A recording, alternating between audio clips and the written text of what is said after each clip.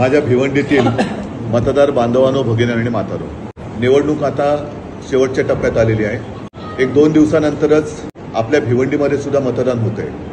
या प्रचाराच्या सर्व कार्यक्रमात मी भिवंडी मतदारसंघात आपल्या महाविकास आघाडीचे उमेदवार सुरेश उर्फ बाळामामा म्हात्रे यांच्या प्रचाराला येऊ शकलो नाही। याचा अर्थ असा नाही की मला सुरेश म्हात्रे हे खासदार म्हणून नकोय। उलट माझं मत असं आहे की आपण सर्वांनीच, मग त्याच्यामध्ये काँग्रेस आहे, राष्ट्रवादी आहे आणि माझे शिवसैनिक तर आहेतच, या सर्वांनी जसं संपूर्ण राज्यभर उमेदवार कोणत्याही पक्षाचा असो, मग तो महाविकास आघाडीचा उमेदवार काँग्रेसचा असेल तर हात ही निशाणी, राष्ट्रवादीचा असेल तर तुतारी वाजवणारा मावळा असेल, आणि साहजिकच आहे शिवसेना म्हटल्यानंतर मशाली आलीच, तर ह्या चिन्हांचं काम केलेलं आहे। काही जण कदाचित अपप्रचार करू शकत असतील किंवा करतही असतील की उद्धव ठाकरे इकडे आले नाहीत, मी तिकडे आहेच। माझा प्रत्येक शिवसैनिक म्हणजे उद्धव ठाकरे आहे आणि कोणत्याही परिस्थितीत सुरेश उर्फ बाळामामा म्हात्रे यांना आपल्याला विजयी करावंच लागेल।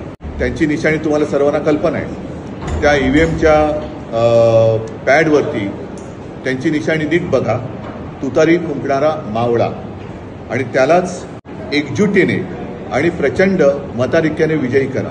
याचं कारण असं की गेले 10 वर्ष आपण यांच्या भूलथापा ऐकत आलेलो आहोत किंवा ऐकण्यापेक्षा भोगत आलेलो आहोत। या भूलथापाने आपल्या पदरामध्ये धोंडे घातलेले आहेत। आता हे धोंडे सगळे ज्याने आपल्या पदरात टाकले त्यांच्या पदरामध्ये टाका आणि सुरेश म्हात्रे यांना प्रचंड बहुमताने निवडून द्या, हे मुद्दामून मी आवाहन करण्यासाठी तुम्हाला व्हिडिओ मेसेज देत आहे। शिवसैनिकांनी एक दिलाने आपलाच उमेदवार आहे हे तर नक्कीच समजण्याची गरज नाही आहे, आपलाच उमेदवार आहे।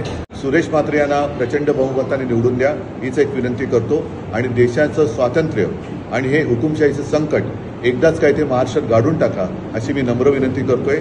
सर्वांना धन्यवाद देतो। जय हिंद, जय महाराष्ट्र।